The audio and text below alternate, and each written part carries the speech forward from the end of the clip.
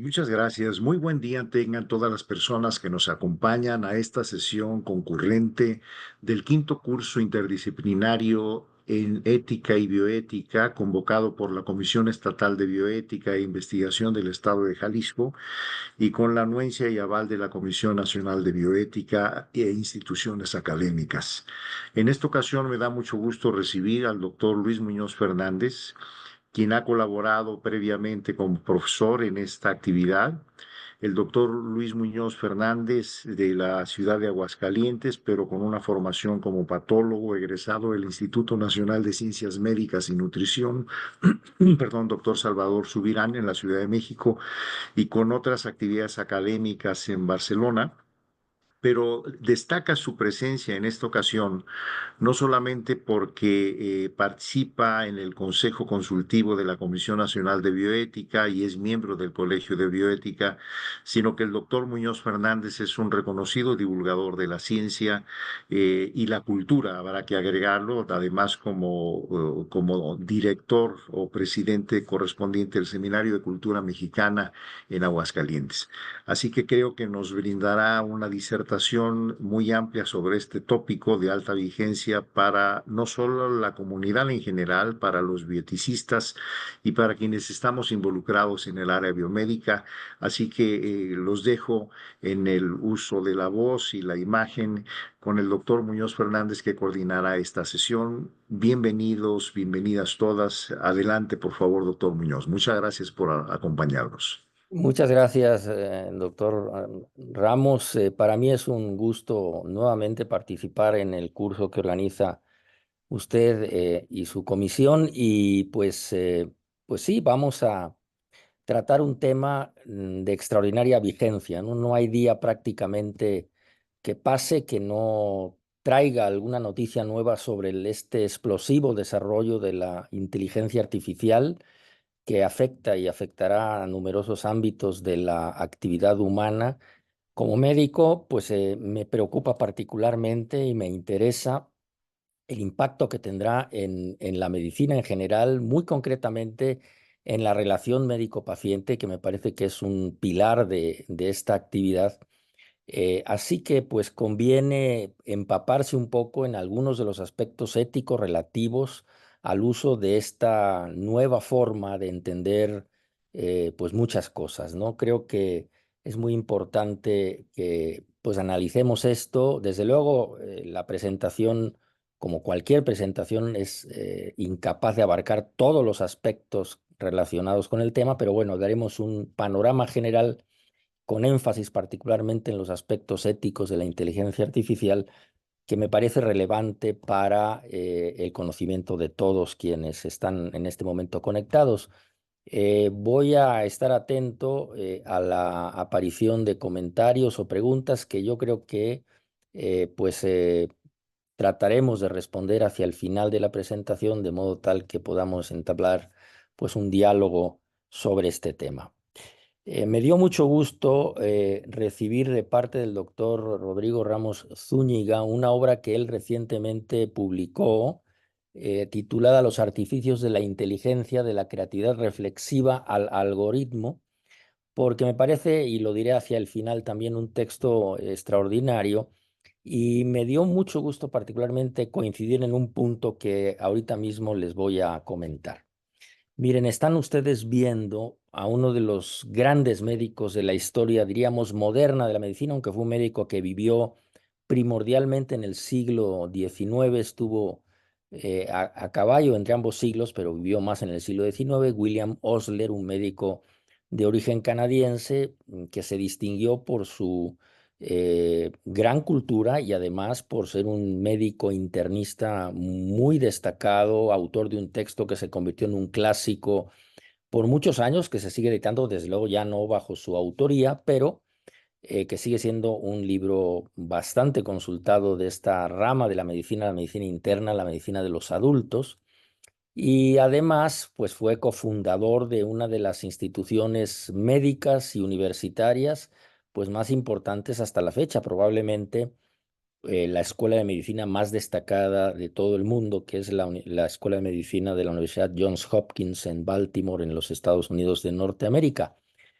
junto con otros también gigantes de nuestras ramas médicas, ¿no? Así que bueno, William Osler, que se caracterizó por escribir bastante y por acuñar frases que realmente han permanecido a lo largo del tiempo desde que él desapareció físicamente, nos decía que la medicina es la ciencia de la incertidumbre. Y aquí hago pues énfasis en que el doctor Ramos Zúñiga en su libro usa una cita de Immanuel Kant en la que equipara la inteligencia de la persona eh, en su capacidad para tolerar la incertidumbre. Bueno, los médicos diariamente enfrentamos complejos problemas que están frecuentemente acompañados de incertidumbre. Ya todo el mundo sabe que la ciencia no es, perdón, la medicina no es una ciencia exacta, que es una mezcla curiosa, por decirlo menos, entre la ciencia tal como la conocemos y las humanidades. De modo tal que pues el médico debe estar constantemente evaluando y ponderando diversas opciones en un ámbito de incertidumbre, ¿no? Desarrollando una serie de cálculos probabilísticos. Y precisamente por este aspecto que muchas veces no se menciona de la medicina, lamentablemente a veces los medios de comunicación dan la impresión de que la medicina ha avanzado tanto que ya no se equivoca, que es una disciplina puramente científica y que sus juicios y procedimientos son pues certeros en un 100%, pues resulta que no es así y que es muy importante siempre tenerlo en cuenta, ¿no? Y es ahí donde va a aparecer el escenario de la inteligencia artificial aplicada a la medicina o la inteligencia artificial médica, como la empiezan ya a llamar muchos autores, en un intento de disminuir al mínimo como nunca antes esa incertidumbre que tiene y que caracteriza a la medicina. Esta incertidumbre la podemos comprender muy bien si observamos este cuadro del pintor inglés Sir Luke Fildes, llamada así precisamente El médico, ¿no? En donde podemos ver en esta imagen pues a un médico que reflexiona frente a una niña enferma y al fondo la mamá de la niña espera que cuál va a ser el desenlace de esta noche pues de mucha angustia, de mucha incertidumbre, y el propio médico por la postura que adopta y el gesto que tiene pues nos transmite esa preocupación, esa incertidumbre que son características de la profesión. Esta imagen desde luego la podemos considerar anticuada porque es del finales del siglo XIX y que ahora a la luz de los enormes avances que ha tenido la medicina ya no tendría razón de ser, pero en realidad, pese a todo, pese a los avances, pese a la tecnología, seguimos atesorando una nada despreciable cuota de incertidumbre en nuestra profesión. Y eso los médicos lo sabemos muy bien. Por otro lado, les presento a este pues, gran investigador, prácticamente el arquitecto de la epidemiología clínica, de la investigación clínica, el doctor Alban Feinstein, que definía muy bien en este artículo los problemas de la evidencia en la medicina basada en la evidencia, que es pues, uno de los avances, vamos a llamar, epistemológicos de la medicina en las últimas décadas del siglo pasado, desde luego en el actual, pues él señalaba esto, ¿no? Que el médico, pese a tener hoy mucha información como nunca antes, tiene que hacer un cribado de esa información, tiene que hacer una selección para ver cómo ajusta los datos obtenidos de los numerosísimos estudios clínicos y científicos sobre el ser humano que llamaríamos en forma global el individuo promedio, porque es una especie de promedio de todos esos datos, y el paciente real que tiene frente a sí, ¿no? Cómo ajustar eso que dice la literatura, eso que informan los numerosos estudios publicados en las más prestigiadas revistas de medicina del mundo, cómo puedo ajustar eso con el paciente que tengo enfrente, que requiere mi atención, que estoy examinando para modular mis decisiones. Creo que ahí es donde está precisamente y donde entra en forma muy poderosa precisamente ahora, o va a entrar, porque bueno, es algo que se está desarrollando también, la inteligencia artificial, si bien algunas de sus aplicaciones desde luego ya están en curso. De modo que lo que se pretende con ella pues es aplicarla a ciertas tareas específicas de la medicina, a partir de la integración y el uso de grandes cantidades de información, como estábamos mencionando, incorporando datos de diferentes fuentes, y ya haremos énfasis en esto, para luego tomar decisiones basadas en ellas, ¿no? Se supone que en este momento de la historia muy reciente sobre este tema, pues todavía los sistemas de inteligencia artificial, si bien toman decisiones, tienen que estar absolutamente respaldados por la supervisión humana.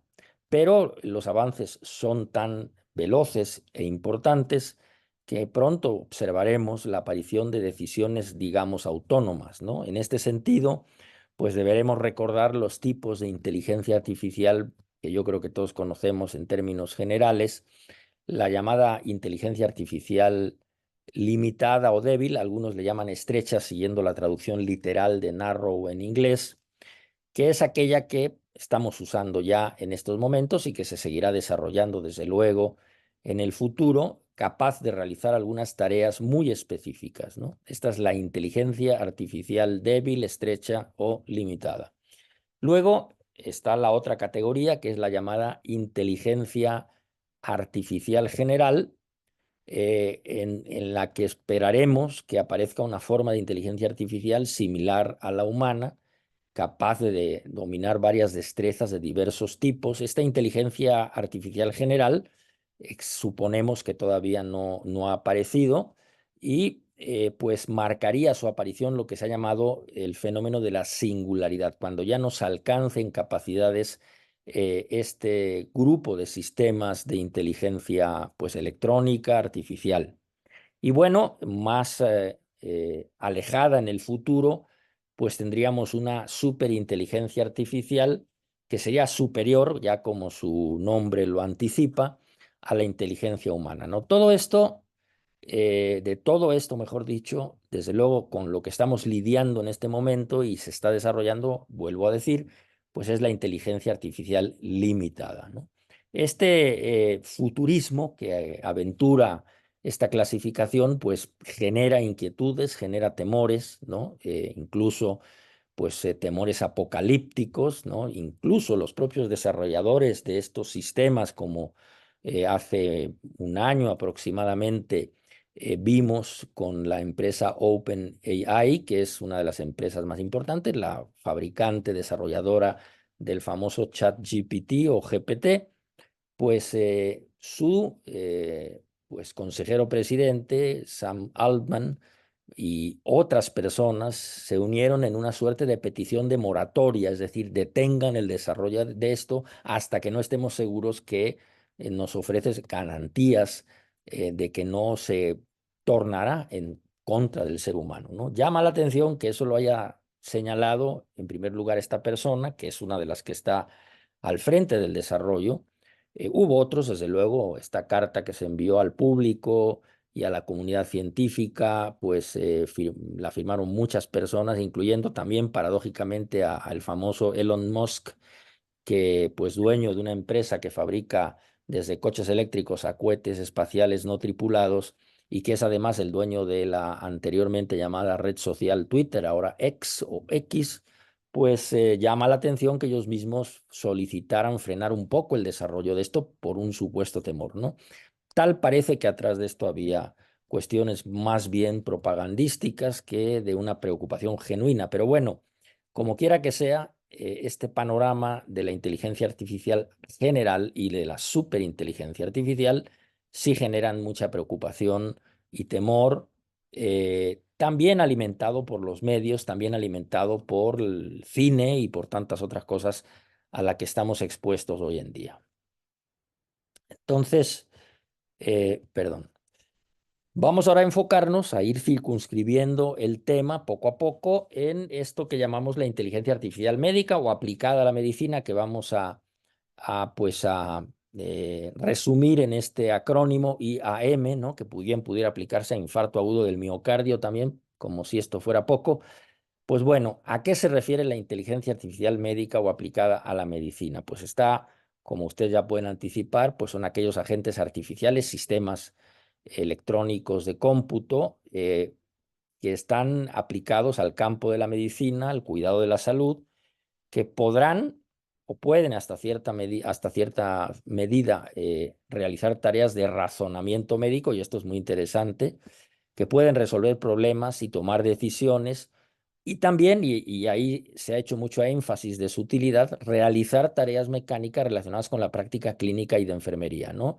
Hoy en día, sobre todo en el ámbito público de la salud, en las instituciones de salud que son del ámbito público, pues hay un montón de tareas rutinarias, vamos a llamarlas burocráticas, de papeleo, que de poderse destinar a su resolución a estos sistemas electrónicos, pues permitirían al médico liberarse de una carga que ahora le consume mucho tiempo y esfuerzo para poder dedicarse precisamente al paciente. Este es como el desideratum, el de buen deseo de que la inteligencia artificial nos ayude en este punto en particular, de modo tal que el médico pueda ejercer una clínica reposada, profunda, minuciosa, en beneficio del paciente, ¿no? Esta es la idea, ¿no? Que nos libere la inteligencia artificial de estas tareas rutinarias, burocráticas. ¿En qué se basa esta inteligencia artificial médica? Bueno, como ustedes ya también seguramente lo han leído o lo han escuchado, pues se basan en lo que ahora se llama Big Data, ¿no? En esta expresión en inglés que podríamos traducir por cantidades masivas de datos, ¿no? Y ya hablaremos ahorita sobre la importancia de lo que implican los datos en este ámbito que cada vez es más presente, que prácticamente ya es pues omnipresente. Estos datos permiten la construcción de modelos analíticos y predictivos, ¿no? Para poder, en el ámbito de la medicina, adelantarse incluso a la aparición de las enfermedades. Como ustedes saben, pues la medicina hasta ahora ha trabajado a partir de la aparición del cuadro clínico, es decir, cuando en el horizonte de la vida humana aparece la enfermedad, se manifiesta la enfermedad, aparecen signos y síntomas. Es en ese momento en que el médico interviene, que es consultado o detecta esta alteración y a partir de ahí pues empieza a actuar. Obviamente, su actuación en este contexto pues puede ser tardía, porque las enfermedades tienen un lapso previo de desarrollo, de nacimiento y de desarrollo, cuando todavía son imperceptibles, en donde avanzan en su evolución, ¿no? Entonces, esto, por ejemplo, desde el punto de vista de enfermedades como los tumores malignos, el cáncer, pues tiene importancia porque el tiempo es precioso para frenar su desarrollo, ¿no? Para lo que se llama la detección oportuna. En fin, de modo tal que, pues, también esperamos con la inteligencia artificial adelantarnos a este proceso y dar un vuelco a la forma en la como hasta ahora hemos atendido a las personas enfermas, porque en teoría podremos tener una mayor capacidad de anticipación.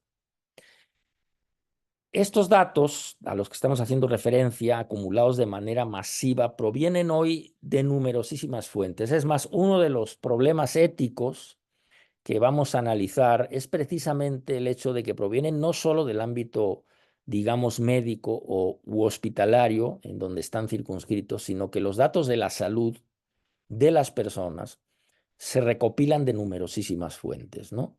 Se almacenan constantemente todos los días, ¿no?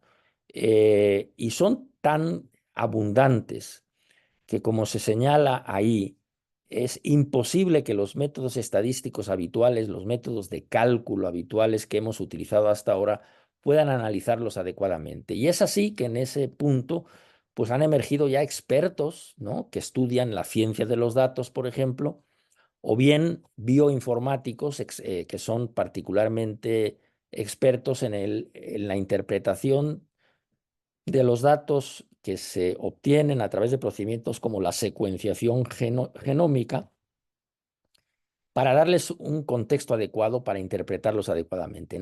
El enfrentar estas cantidades de datos con digamos, con el recurso habitual de la mente humana convencional, pues nos restaría la posibilidad de sacarles el mejor provecho. Por eso se han desarrollado también estos sistemas, ¿no? Y usted sabe muy bien, por ejemplo, que en el proyecto Genoma Humano, pues uno de los motivos por los que se desarrolló con mayor rapidez de la esperada, inicialmente en 1990, cuando se echó a andar, se calculaban unos 15, incluso 20 años para su conclusión, y acabó siendo concluido, entre comillas, concluido desde luego, en poco más de 10 años.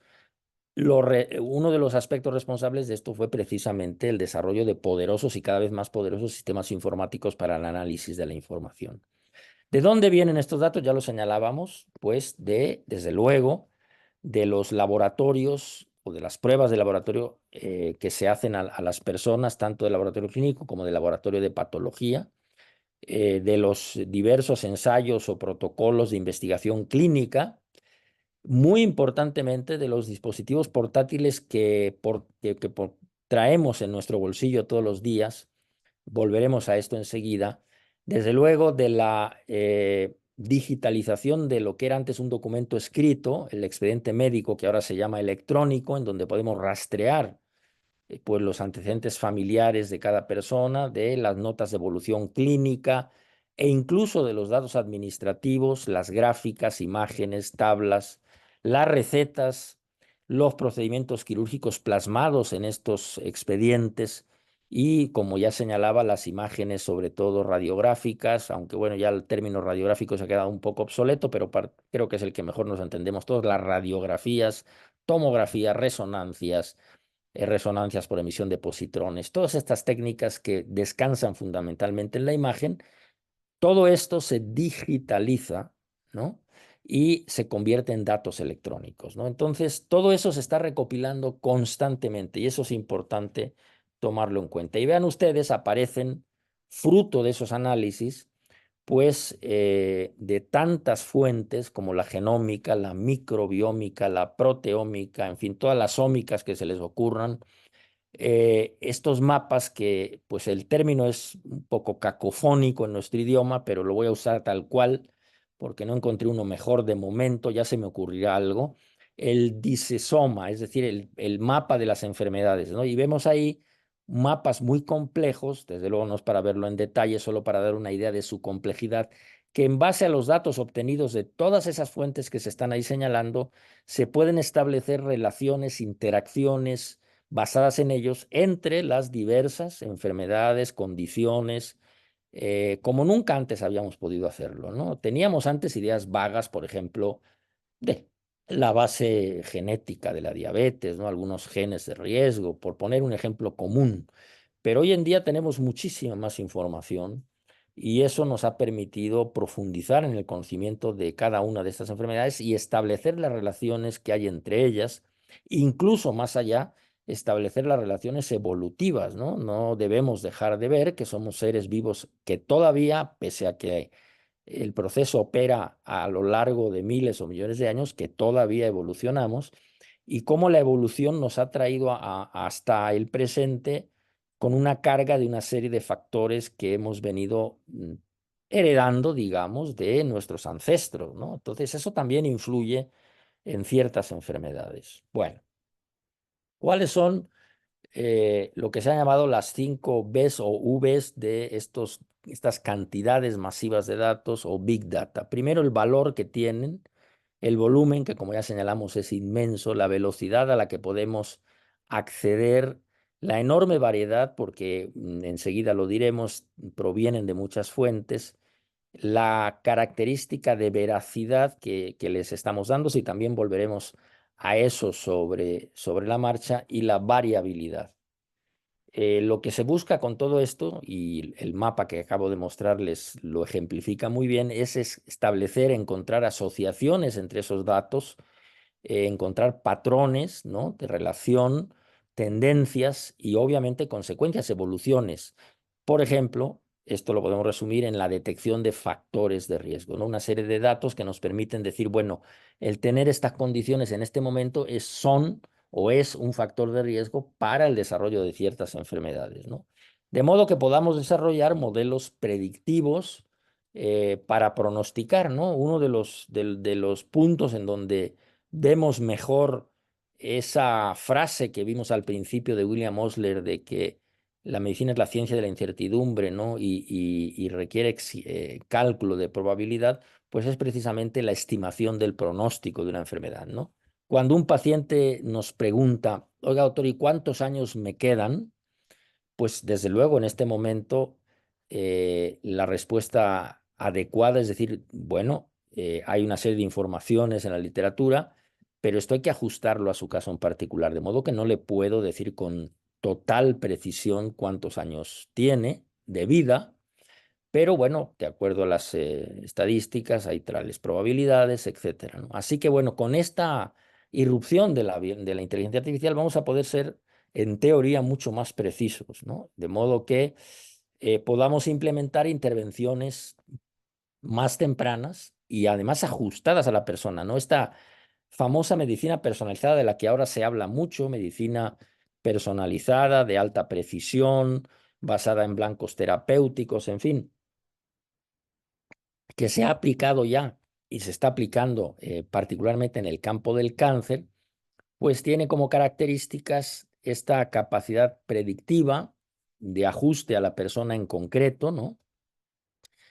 Con la intención de prevenir enfermedades y que también incluye la participación del propio paciente. En este sentido, creo que es muy importante recordar pues que nosotros tenemos un modelo de actuación frente al paciente que analizaremos en un momento, en el que es deseable que el paciente participe con nosotros en la toma de decisiones sobre el propio paciente, ¿no? Ya hablaremos enseguida de esto.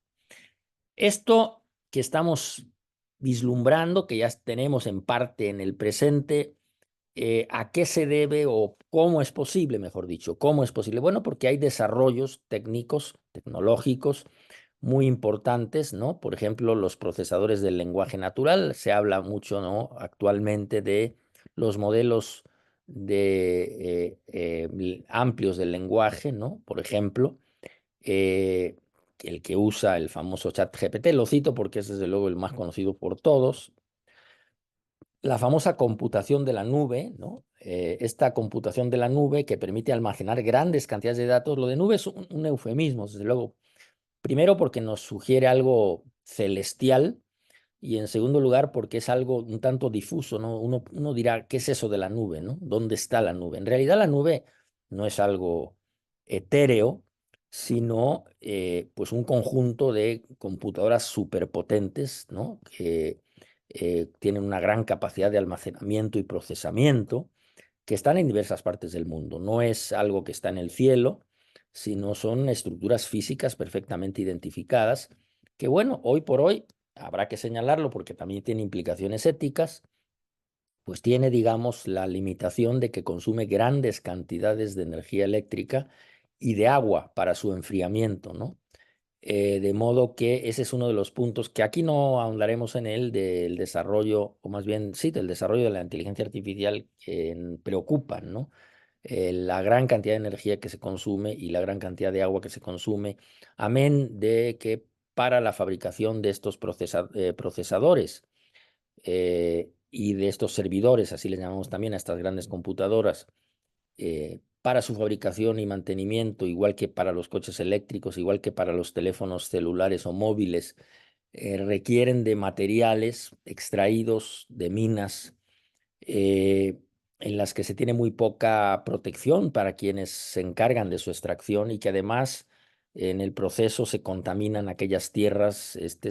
Como suele ocurrir, este tipo de productos se extrae de lugares que a nosotros no son remotos y por tanto no nos preocupan, como el continente africano, ¿no? Bueno, como sea, pues existe la nube en forma de grandes computadoras y ese es un gran desarrollo que nos permite este impulso a los Big Data, ¿no?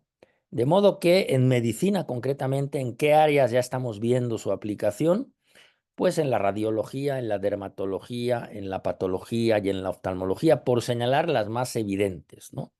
¿Qué tienen en común estas disciplinas de la medicina? Pues tienen en común que utilizan imágenes, ¿no? De modo que estos sistemas ya son capaces de analizar imágenes, ya sea las imágenes que se obtienen de los estudios radiológicos, las fotografías o imágenes clínicas que a diario los dermatólogos toman de sus pacientes, ya sea también pues el avance de la llamada patología digital, en la que los médicos patólogos, como un servidor, pues podemos ya digitalizar lo que vemos al microscopio. Existen ya, debo aquí detenerme unos segundos, pues digitalizadores muy potentes que son capaces de hacer su trabajo con cientos de laminillas, ¿no? de preparaciones histológicas, de modo que esto también se ha desarrollado muchísimo. Ya los patólogos acabaremos por no usar el microscopio, sino usar sistemas informáticos que actúen como microscopios para aumentar las imágenes, para verlas en mayor detalle, para calcular una serie de datos que se obtienen a través de ellas, etcétera, de una manera mucho más objetiva y no con el método actual en el que el patólogo, pese a la fama que tiene de no equivocarse, pues es un interpretador de imágenes en su cerebro propio, ¿no? Entonces, también paso la patología, la oftalmología, ¿no? Las imágenes del fondo de ojo que tan útiles son para evaluar la circulación retiniana y el depósito de diversos pues exudados y a veces hemorragias que nos hablan de la fragilidad de esos vasos sanguíneos, de su afección por enfermedades tan comunes como la diabetes, etcétera. En todas estas disciplinas y en otras, ya hoy en día empieza a aplicarse la inteligencia artificial. El otro desarrollo que está acelerándose muchísimo también es el llamado Internet de las cosas. Es un término un poco curioso que se refiere básicamente a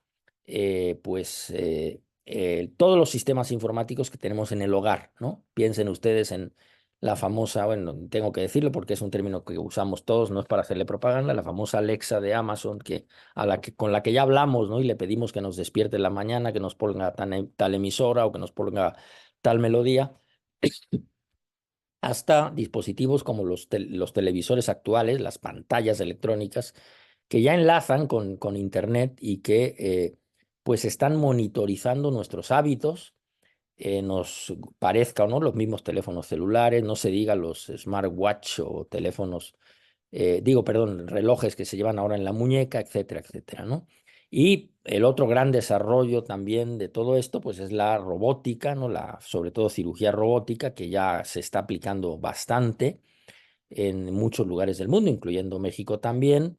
La cirugía a distancia, ¿no? Increíble a través del uso de robots o de otros dispositivos. Y luego el uso de robots como elementos de asistencia para el médico o de asistencia para los pacientes, ¿no? Es increíble, pero estamos llegando a un punto en donde ante la falta de quien acompaña a los pacientes y combatir de esa manera su soledad, sobre todo los pacientes mayores con enfermedades crónico-degenerativas, pues empiezan ya a aparecer dispositivos electrónicos que llamamos robots, capaces de acompañarlos y de escucharlos y de atender sus demandas cuando así ocurre. Todos estos desarrollos pues son pues los que nos hacen entender ahora por qué de pronto la inteligencia artificial pues tiene un papel tan importante. Frente a esto, pues tenemos lo que ya anticipábamos, los modelos de relación médico-paciente que también han evolucionado, ¿no? Por muchos, muchos años, desde su creación o fundación o su puesta en práctica, hace muchos siglos la medicina siguió un modelo paternalista, ¿no? En donde el paciente, como se señala ahí, pues asumía las decisiones del médico. Poco a poco ese modelo fue siendo confrontado por otros modelos, como este modelo informativo, en donde el médico le informa al paciente y el paciente le dice qué es lo que desea recibir al médico. Luego el modelo interpretativo, que ha cobrado también mucha importancia porque el médico le ayuda al paciente a que exprese sus valores vitales, ¿no? Y llegue el paciente a entender cuáles son sus objetivos y aspiraciones. Esto es importantísimo porque tiene que ver con la autonomía del paciente, tiene que ver con este valor bioético, este principio bioético al que le damos suma importancia hoy, que es la autonomía. El paciente no es un objeto pasivo, el paciente tiene que participar en las decisiones, el paciente tiene que expresar cuál es su deseo, cuáles son sus objetivos, cuál es su plan de vida. Y nosotros tenemos que ajustar nuestras acciones a ese plan y no al revés, ¿no? Como era en el modelo paternalista. Esto finalmente concluye en el modelo deliberativo, en donde se establece un diálogo entre el médico y el paciente, como ya decía, a la luz de los valores y objetivos del paciente, ¿no? Esto a algunos médicos les cuesta entenderlo y siguen y prefieren el modelo paternalista, pero de acuerdo a los aspectos bioéticos actuales, el modelo deseable pues es un modelo en donde establezcamos ese diálogo con el paciente y podamos concluir con él cuáles son las mejores decisiones, asumiendo que desde luego no tenemos pues toda la anticipación posible para saber si la decisión tomada será realmente la correcta, pero bueno, hay un acuerdo entre el paciente y el médico. Creo que esto es muy importante y esto es en parte uno de los puntos de la ética que tiene que ver con la inteligencia artificial, como enseguida veremos. Como ya señalábamos, este es el modelo deseable, es el que se ha vuelto hoy en día el predominante, por lo menos en algunos ambientes. ¿Por qué? Pues porque el paciente es una persona, no es una mera aglomeración de hechos médicos y por tanto tampoco es una mera acumulación de datos, ¿no? Esto es importante porque vamos a empezar a hablar en el lenguaje de la inteligencia artificial en medicina, ¿no? El paciente no es un cúmulo de datos, un mero cúmulo, desde luego que también los datos son del paciente, pero el paciente tiene que ser entendido si deseamos evitar los riesgos éticos como una persona, ¿no? Y que, bueno, la salud, pues es un tema muy complejo, ¿no? Resultado de la interacción de factores diversos, ¿no? Factores somáticos, factores psicológicos, factores sociales. La salud, incluso las enfermedades, por más biológicas y somáticas que sean, no me estoy refiriendo a las enfermedades mentales, aunque también. Las enfermedades normales que vemos todos los días son resultado de estas interacciones y tenemos siempre que tener en el horizonte, en la vista, por ejemplo, los factores sociales, los llamados determinantes sociales de la salud, ¿no? Esto es importantísimo porque si no los modificamos, pues nuestro empeño en llevar hacia la salud al paciente seguramente fracasará.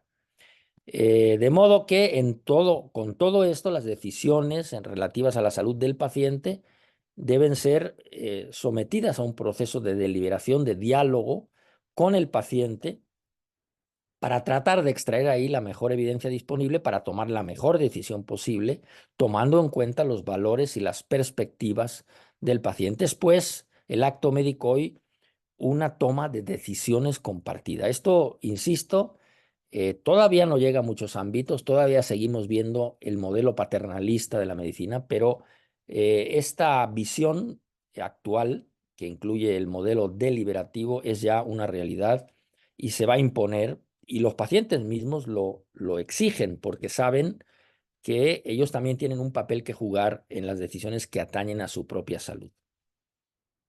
Por tanto, vamos aquí a tratar dos términos que son muy importantes y que tienen que ver de lleno con el uso de la inteligencia artificial en medicina. Uno es la confidencialidad y el otro es la privacidad. Ambos son elementales, son fundamentales. Como se señala, la confidencialidad es un elemento central en la relación médico-paciente. Eso lo hemos sabido por muchos años. Ustedes recordarán la frase famosa del doctor Ignacio Chávez Sánchez, el fundador del Instituto Nacional de Cardiología de nuestro país, un médico igualmente, diría yo, de estilo osleriano, culto, y pues un gran médico, un gran clínico, un gran gestor, un gran administrador, en fin, un líder nato. Decía que la relación médico-paciente es una confianza frente a una conciencia, una confianza del paciente frente a una conciencia del médico. Y yo creo que ahora, con el desarrollo de la inteligencia artificial, necesitamos hacer mucho énfasis a la hora de formar médicos en que adquieran esa conciencia, ¿no? Porque el riesgo es que cedamos a los sistemas artificiales pues aspectos tan torales, tan fundamentales como son precisamente esa conciencia que tiene que tener el médico en relación a su labor y en relación a la persona que tiene frente a sí que demanda su atención, ¿no? Por tanto, debe protegerse la información sensible, esa información de datos delicados íntimos que el paciente nos confía, ¿no? Esto hasta ahora ha sido así. Ahora con estos sistemas electrónicos empezará a dejar de ser así porque como ya vimos, aún de ámbitos tan ajenos a la medicina propiamente dicha, a los hospitales propiamente dichos, a los consultorios propiamente dichos, se obtienen datos relativos a la salud desde casa, que son recopilados constantemente por los sistemas electrónicos con los que de alguna manera convivimos, ¿no? Pero debemos proteger esa información que obtenemos, ¿no? Sobre todo porque es una información, como decía, íntima, que se nos revela por la confianza que nos tiene el paciente. Es, por tanto, un deber del médico el protegerlos, es una obligación incluso legal del médico protegerlos. Ustedes saben que cuando un paciente o alguien en un proceso judicial exige la apertura del expediente clínico, se toman una serie de reservas, ¿no? Y de precauciones para no lesionar esa confidencialidad y esa privacidad. ¿Por qué? Bueno, porque como son datos muy delicados, pongamos por ejemplo una enfermedad tan repleta de significados sociológicos como el síndrome de inmunodeficiencia adquirida del adulto, el famoso SIDA, cuando se revela ante la sociedad, deja un estigma en quien la porta. Entonces, se debe tener mucho cuidado con la divulgación del estado de salud de una persona, ¿no? Precisamente en una era en donde es cada vez más difícil, precisamente, salvaguardar la confidencialidad, ¿no? Decía, es muy difícil de salvaguardar, de preservar. ¿Por qué? Porque hoy en día la medicina se practica en equipo. Y entonces ya no es solo un médico el que va al paciente, sino un conjunto de profesionales, desde luego médicos, de enfermería y otros muchos, ¿no? Que entran en el juego de esta relación médico-paciente, ¿no? Hoy como nunca, la medicina es una práctica multidisciplinaria en donde intervienen muchos actores. Eso por un lado. Por otro lado, el avance de las tecnologías digitales, que como ya venía señalando, recogen incesantemente, incluso sin que nos demos cuenta, datos que tienen que ver con nuestra salud, nuestros hábitos, el entorno en el que nos movemos, con quién nos relacionamos, eh, recopilan y analizan todos esos datos eh, sin que nosotros lo sepamos. Entonces, también ahí está en riesgo la confidencialidad y la privacidad, ¿no? Estos datos recogidos por las tecnologías digitales y analizados por ellas, pues muchas veces una vez que son captados y caracterizados, permanecen, ahora sí, como se diría en latín, per secula seculorum, es decir, por los siglos de los siglos, aunque a lo mejor no es tanto así, pero bueno, son muy permanentes, ¿no? Persisten en los sistemas. Aún cuando a nosotros nos dicen en los programas de redes sociales, usted puede eliminar esta información, puede deshacerse de ella para siempre, etcétera, sabemos que estos datos persisten y son guardados, ¿no? De modo que, pues como veremos enseguida, ha aparecido una serie de términos, por ejemplo, relativos a la vigilancia a la que somos sometidos constantemente. Es una realidad. También los datos que se recopilan pueden ser usados con un propósito distinto en el futuro, con un propósito distinto con el que originalmente los cedimos, ¿no? Los entregamos. Esto pasa, por ejemplo, en los protocolos de investigación clínica. Un servidor que ha participado en algunos comités de ética en investigación y hospitalarios de bioética sabe muy bien que las compañías farmacéuticas que tienen un interés pues, económico en el desarrollo de medicamentos, por ejemplo, pues no es raro que soliciten al comité que analiza el protocolo que está por aprobarse si se pueden quedar con el suero, la sangre del paciente para un uso posterior. En general hay que tener mucho cuidado con esto, ¿no? Porque precisamente de ahí se obtienen informaciones de una muestra biológica se obtienen informaciones que pueden ser usadas para algo que en este momento no sabemos qué es, ¿no? Entonces también en ese sentido, pues hay que tener mucho cuidado. Eh, y de todos esos datos que se nos captan todos los días, pues también pueden adquirir un valor incluso económico en el futuro. Entonces, pues como digo, este es un riesgo evidente, ¿no? Por eso, idealmente, ¿no? Los expertos en el tema señalan que debe haber una ética en el manejo de los datos masivos, de los big data, que debe respetar la privacidad, la confidencialidad, que debe haber una transparencia. Veremos ahora que esto es cada vez más difícil y una perfecta identificación y que debe haber un acuerdo entre los dos actores implicados en todo esto, que son los pacientes, en este caso de la medicina, y los sistemas que recogen los datos, los médicos y todos los sistemas que los respaldan, sobre todo a partir de ahora que van a ser estos sistemas pues omnipresentes. Hay que tomar en cuenta también pues factores, digamos, panorámicos que a veces no vemos porque estamos muy embebidos en nuestra actividad, que son lo que se llaman las asimetrías del poder, ¿no? Que son las que modulan el poder, piénsenlo como quieran, político, económico, religioso, de cualquier ámbito, tecnológico, ¿no? Que es hoy en día un gran poder. Pues estos poderes modulan las prácticas sociales y también modulan cómo usamos las cantidades masivas de datos, los big data, ¿no? Hoy en día tenemos un paradigma, una suerte de, pues vamos a llamarlo, de declaración asumida como verdadera, de la que a veces no estamos conscientes, ¿no? Este término paradigma ha sido usado con varios significados. Ustedes recordarán la obra de Thomas S. Kuhn, Las revoluciones científicas, ¿no? En donde hablaba que cada época tiene una forma de ver las cosas desde el punto de vista científico y que conforme aparecen nuevas evidencias, los viejos paradigmas son reemplazados por nuevos paradigmas, pero también tiene el significado que le da el sociólogo más que centenario ya y sigue vivo Edgar Morin o Morin, francés, que dice que existen estructuras mentales de las que no somos conscientes que determinan nuestra forma de ver el mundo. Y a eso él le llama paradigmas, ¿no?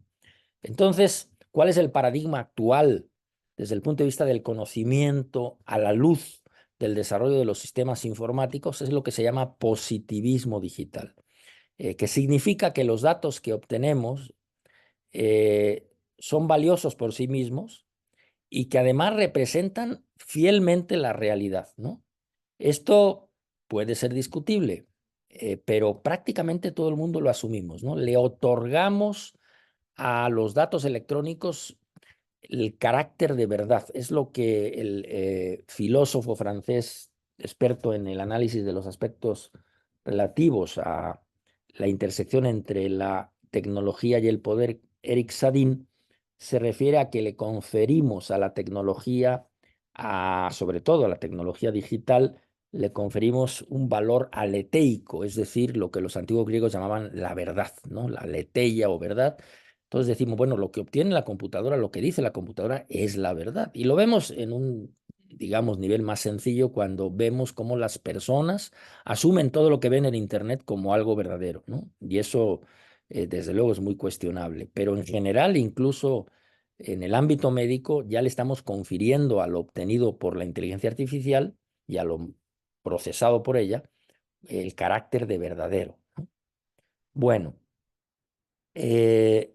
Entonces hay un interés, y se está haciendo, en este fenómeno que se llama la datificación, la transformación en datos digitales de todas las acciones sociales, no solo de las del individuo, de la conducta, también de los aspectos biológicos o fisiológicos que tienen que ver con la salud del individuo. Todo lo que se busca es datificar todo, transformar todo en datos que puedan ser almacenados, analizados y empleados para tomar decisiones e incluso para influir en pues perspectivas sociales, ¿no? Y en torno a la salud. El dataísmo, como se señala ahí, pues se ha convertido ya o se está convirtiendo en una ideología, ¿no? Que mantiene unidos al positivismo digital y que explica el por qué todo tiene que convertirse en datos, ¿no?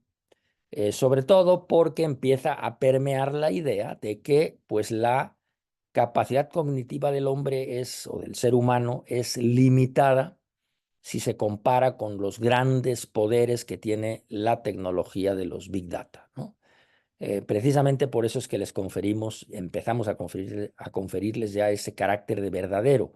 Es decir, estamos asumiendo que en relación con estos sistemas tenemos cierta inferioridad en capacidades y que por tanto lo que se obtenga por estos sistemas tendrá un carácter superior. Precisamente por eso estamos en este momento bajo un sistema de captación y almacenamiento de datos que algunos han llamado la datovigilancia, así que traducimos esa frase, esa palabra que está ahí en cursiva, entre paréntesis. Estamos sometidos, como ya lo había adelantado, ya a una vigilancia continua a través del registro de nuestras actividades cotidianas, ¿no? El problema de este proceso es que muchas veces no se nos informa de él, no lo conocemos y además es opaco, no sabemos cómo ocurre muchas veces, ¿no? Y pretende, desde luego, y lo hace, influir en las decisiones, ¿no? Ustedes lo saben, fuera del ámbito médico, en el ámbito incluso electoral político, pues ya hemos visto ejemplos de cómo esta recopilación de datos, este análisis de datos y el que modulan lo que llega a las redes sociales, pues ha influido en la toma de decisiones políticas en algunos casos, ¿no? Como ocurrió al parecer, ¿no? Por lo que luego se supo, en la previa elección presidencial de los Estados Unidos, cuando en 2016 fue nombrado presidente Donald Trump, ¿no?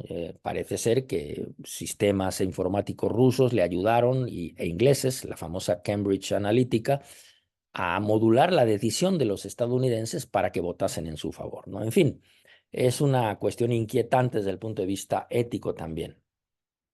Como quiera que sea, y pese a estos riesgos y estos asuntos que nos preocupan, las aplicaciones de la inteligencia artificial están ya en todas partes, aún en sus formas más elementales, ¿no? En los procesadores de texto que nos anticipan la palabra que sigue, que queremos poner, en fin, van a estar presentes y están ya presentes en la vida cotidiana y van a impactar numerosos aspectos de nuestra vida individual y social. La economía, el medio ambiente, nuestras relaciones humanas, ¿no? Esto es una realidad. Implica a futuro no solo el aumento de las capacidades humanas, sino incluso el reemplazo de las capacidades humanas, ¿no? En la percepción, el juicio, la toma de decisiones y las actividades humanas. En pocas palabras, la inteligencia artificial ha llegado para quedarse y seguramente nos hará ver de manera distinta el mundo que nos rodea.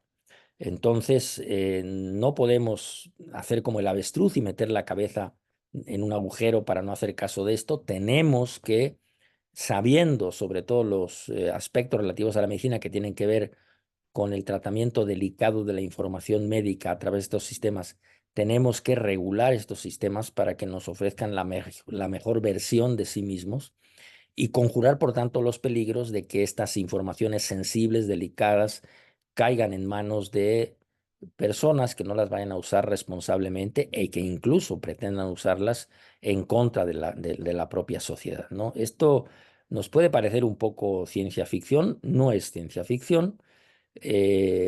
Debemos estar muy atentos a este tema, a estos desarrollos. Afortunadamente, como digo, las noticias salen constantemente y puede uno acceder a ellas, amén de lo que se publica en la literatura profesional, ¿no? Tener mucho cuidado con este fenómeno de la caja negra que hasta el momento ha predominado en el desarrollo de la inteligencia artificial, que consiste en que ningún sistema, ni siquiera sus desarrolladores, son capaces de explicarlo, cómo es capaz de llegar a cierto resultado, lo que ocurre allí dentro, en esos algoritmos, en esas redes neuronales, que a mí todavía me cuesta entender exactamente físicamente cómo son, ¿no?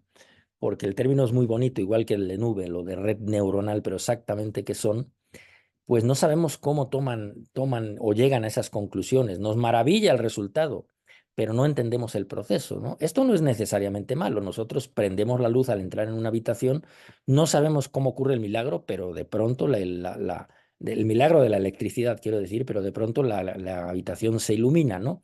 Así que el no conocer no necesariamente nos prohíbe usarlo, pero sí tiene implicaciones éticas, sobre todo porque, insisto, en el contexto médico estamos hablando de información sensible, ¿no? Delicada, íntima. Esta intrusión de la inteligencia artificial en este ámbito puede erosionar la confianza a la que hacíamos referencia hace un momento de la relación médico-paciente, ¿no? Por eso tenemos que desarrollar herramientas que nos garanticen esa confidencialidad, que nos sigan fortaleciendo la confianza, sobre todo, pues mejorar las herramientas que tenemos hasta ahora, como el consentimiento informado. Habrá que adaptarlas a las nuevas tecnologías, ¿no? A esta nueva situación que estamos empezando a vivir, para que el paciente pueda acceder al conocimiento de ello y tener clara, hasta donde sea posible, la situación que enfrenta y los riesgos potenciales que puede entrañar el uso de estos sistemas dentro de la toma de decisiones que tienen que ver con su salud y su enfermedad. Se debate, por tanto, en relación a la responsabilidad. ¿Quién debe ser responsable de una medicina en la que interviene la inteligencia artificial? Bueno, como estamos en el contexto de una inteligencia artificial limitada, débil o estrecha, pues obviamente el ser humano, el médico, el profesional de la salud debe tener el mando. Eso hasta ahora es inamovible, ¿no? Ya hay quien se cuestiona, ¿no? Si acaso estos agentes electrónicos, estos sistemas electrónicos podrán ya ser considerados en el futuro agentes morales, es decir, si van a tener su propia ética, su propia moral. Probablemente tengamos que discutir sobre este aspecto y analizarlo y ver si es así, ¿no? Así que, por lo pronto, desde luego, la responsabilidad no está en el sistema, sino en el ser humano que lo emplea, ¿no? Esto es muy importante. No se trata de que el ser humano se esconda detrás de la máquina, sino todo lo contrario, sino que debe estar al frente, supervisando las acciones, cotejándolas, con ese sentido clínico que, pese a todo, sigue siendo muy válido, ¿no? Esa suerte extraña de intuición que, alimentada por los conocimientos que tenemos desde el punto de vista profesional, más la información que obtenemos mediante el interrogatorio y la exploración física de los pacientes, que todavía se usan, aunque da la impresión que cada vez se van a usar menos, pues permitan modular la información proveniente de la inteligencia artificial. Lo que es un hecho es que, como ya lo venía diciendo, observaremos un impacto de la inteligencia artificial en la medicina absoluto, ¿no? Que va a afectar las prácticas de la profesión médica, va a afectar la relación médico-paciente y va a afectar los entornos en los que nos desarrollemos como médicos y pacientes.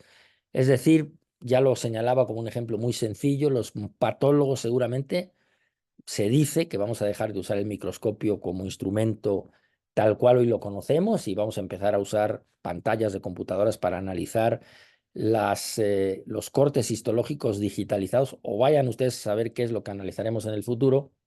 Igual los radiólogos, que ya lo están haciendo, de hecho, ya las impresiones de las placas radiográficas tradicionales prácticamente han desaparecido para dar paso a imágenes digitalizadas que se consultan en computadora y se analizan ahí.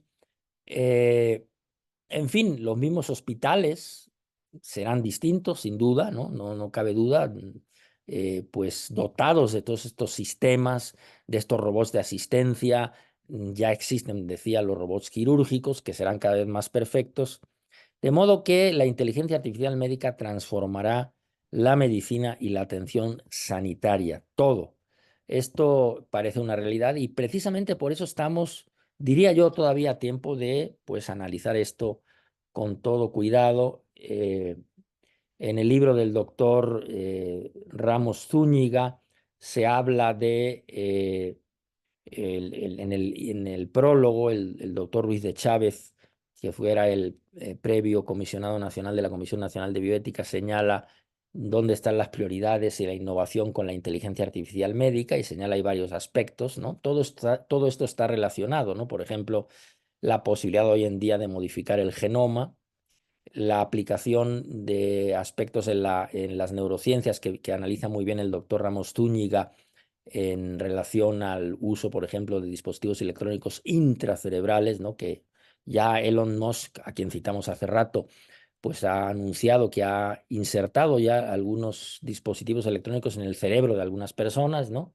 En fin, todo esto que toca aspectos tan íntimos que incluso tienen que ver con los derechos humanos y que son tan poderosos que pueden difundir, como ya sucede, pues muchos malentendidos, desinformaciones, de modo que debemos tomar medidas para garantizar la inclusión de todos los seres humanos en los beneficios de estos sistemas, sin importar su nivel socioeconómico, su raza, su religión, su preferencia sexual, etcétera, para promover el bienestar y el interés público sobre todo, ¿no? Esto es un reto importante, sobre todo porque el desarrollo de estos sistemas está hoy en día primordialmente en manos de la iniciativa privada, que en sí no es algo negativo, pero que, bueno, nos debe hacer tomar ciertas precauciones, porque obviamente las empresas lo que buscan es como objetivo primordial el aumento de sus ganancias económicas, ¿no? Y a veces eso pasa por encima del bien general, del bien público, de los derechos de las personas y por tanto la obligación del sector público, de los gobiernos, de la academia, de las instituciones universitarias, debe ser precisamente desarrollar sistemas de salvaguarda, sistemas de regulación. Ya la Unión Europea el año pasado emitió un primer marco legal para regular estas cosas. En fin, debemos tenerlo en cuenta y participar, ¿no?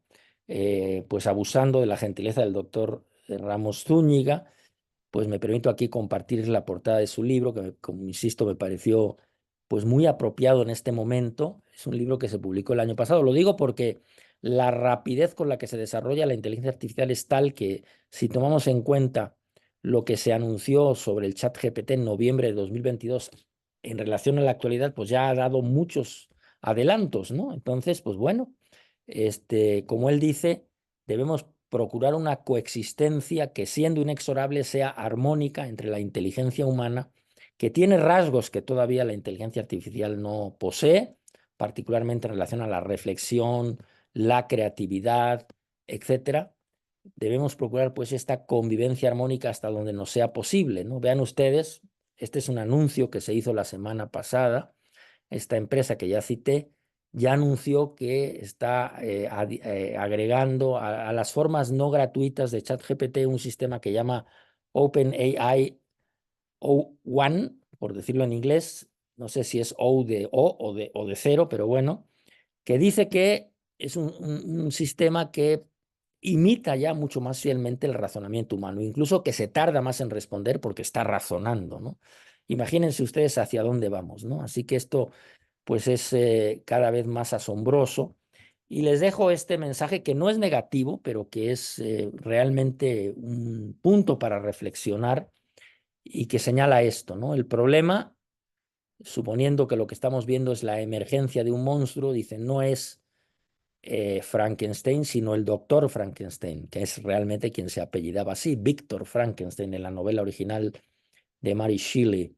Los humanos, dice este experto en inteligencia artificial español, uno de los pioneros de la inteligencia artificial en España, Ramón López de Mántaras, señala, los humanos a menudo somos mejores inventando herramientas que usándolas sabiamente. Y él dice, me da más miedo la estupidez natural que la inteligencia artificial. Ciertamente, y yo siempre insisto en relación a quien me quiera escuchar, que lo que más nos debe preocupar es no tanto el desarrollo explosivo de la tecnología, sino el que nosotros seamos cada vez mejores seres humanos, apliquemos e incorporemos desde temprana edad esto que ahora ya es todo un desarrollo, que es la bioética, la ética, que en nuestra profesión como médicos particularmente no dejemos de tomar como punto de referencia nuestros códigos deontológicos de ética médica, antes de vernos deslumbrados por esto que el doctor Leonardo Viniegro, un experto en educación médica de nuestro país, señala como el tecnofetichismo, ¿no? No caer en ello. Tratamos con seres humanos, la medicina no es cualquier cosa, es una profesión, y no porque yo sea médico, creo que nadie puede rebatir esto, es una profesión que trata aspectos sumamente delicados, como ya dijimos, íntimos, en donde hay una confianza a priori del paciente en nosotros, el que acude con nosotros, y que debemos ser muy cuidadosos en el uso de estas herramientas para que realmente, siendo como son maravillosas y muy poderosas, ofrezcan a nuestros pacientes, a quienes nos debemos los mayores beneficios. Creo que con esto concluyo. Voy a dejar de compartir y pues vamos a ver si hay algún comentario. Estoy viendo aquí el chat. Déjenme ver.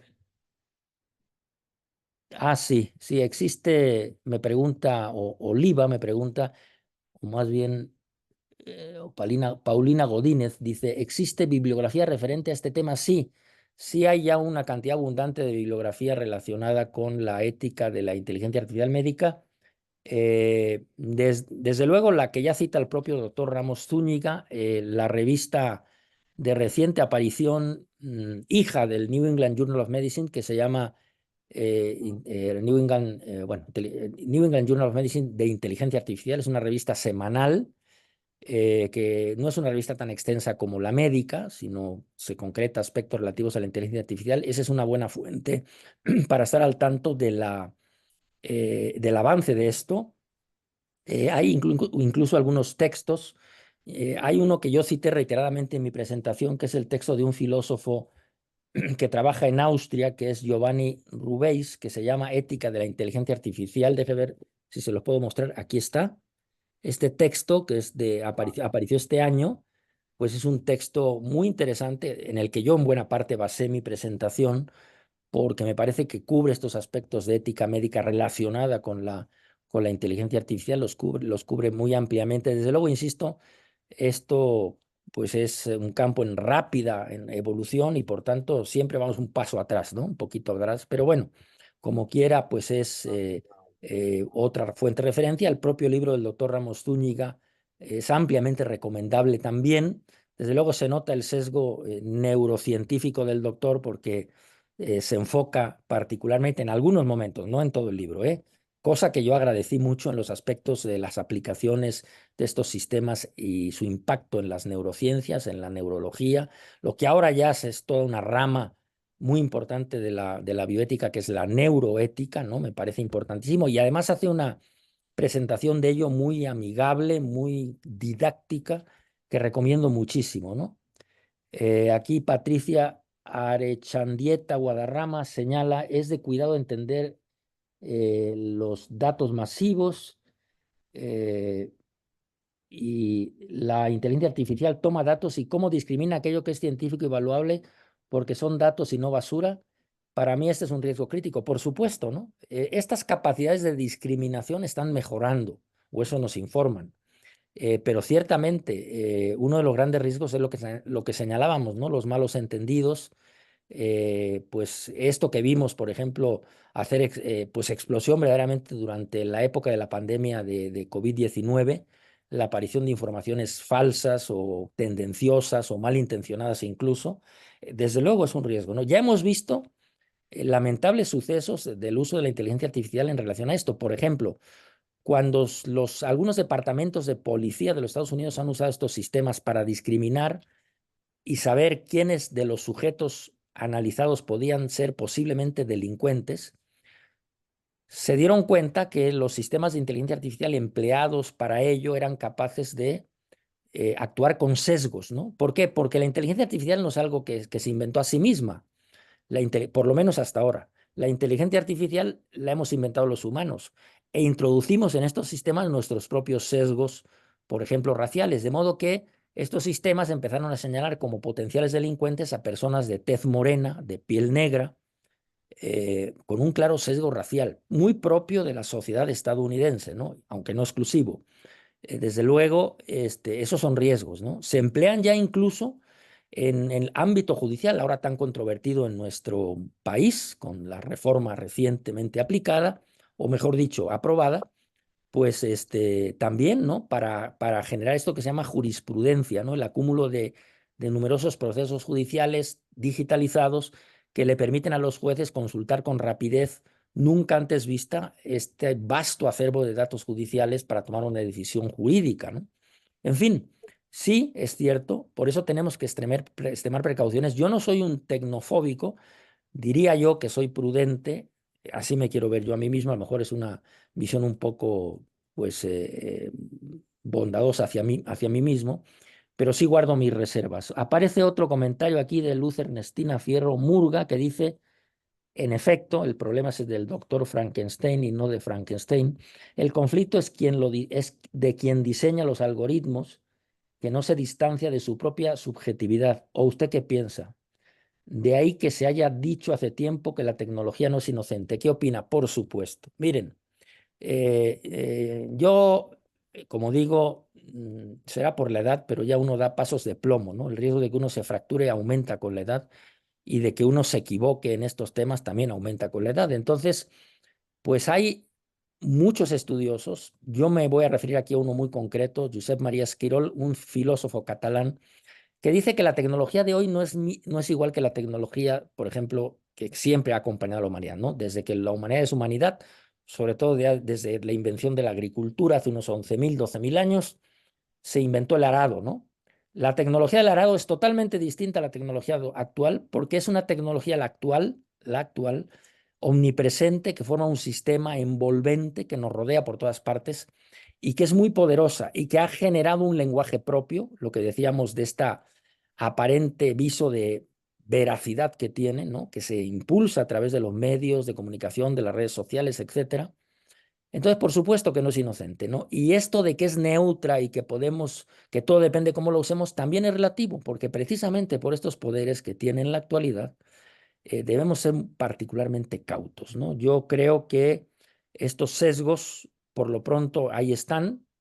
Hay un artículo también de este año de New England Journal of Medicine, de la revista convencional, la revista médica, un artículo de revisión que se llama Inteligencia Artificial Médica y Valores Humanos. Aquí lo tengo a la mano, también se los voy a mostrar, déjenme ver si creo que ahí lo ven. Es un artículo que se publicó en mayo de este año, donde habla precisamente del riesgo de la introducción de sesgos en estos sistemas, ¿no? Que puedan ir en perjuicio de los pacientes. Entonces, pues sí, esto es una realidad. Cristi Marín dice, ¿tiene la Red Servicios de Salud Pública de México la capacidad para integrar la inteligencia artificial? ¿O cuánto tiempo la veremos en espacios que no sean la medicina privada? Pues bueno, no lo sé con precisión. Yo creo que esto está avanzando. Desde luego, esto implica inversión pública, ¿no? Inversión, dinero, pues. Y esa es una limitante importante, sobre todo en nuestro país, por muchas razones que no me voy a detener a comentar, pero ya se está introduciendo, ¿eh? Los sistemas simplemente de los departamentos de radiología actualmente, incluso de los servicios de patología en algunos casos, ya en el ámbito público, eh, pues ya están empleando la inteligencia artificial en pequeños grados, diría todavía, pero no se diga, pues, la cirugía robótica, que pues sí está su uso en el ámbito público todavía muy limitado, pero ya hay grandes instituciones públicas, sobre todo los institutos nacionales de salud que la utilizan, en fin. Sí, es todavía un hecho menor, diríamos, en relación a la medicina tradicional sin la inteligencia artificial, pero es un hecho creciente, ¿no? Yo diría que lo estamos ya observando. Pues bueno, si no hay más comentarios, doctor Ramos, a sus órdenes. Muchísimas gracias, Luis. Permíteme ya cerrar con la cortesía de nuestra amistad y agradecerte por esta distinción y esta ilustrada tan amplia que nos has aportado en esta mañana. Solo me resta darle las gracias a toda la audiencia que nos acompaña y nos veremos en la próxima sesión con el programa establecido. Muchísimas gracias para todas las personas que nos acompañaron y que tengan muy buen fin de semana. Muchas gracias, un saludo para todos. Gracias, Rodrigo.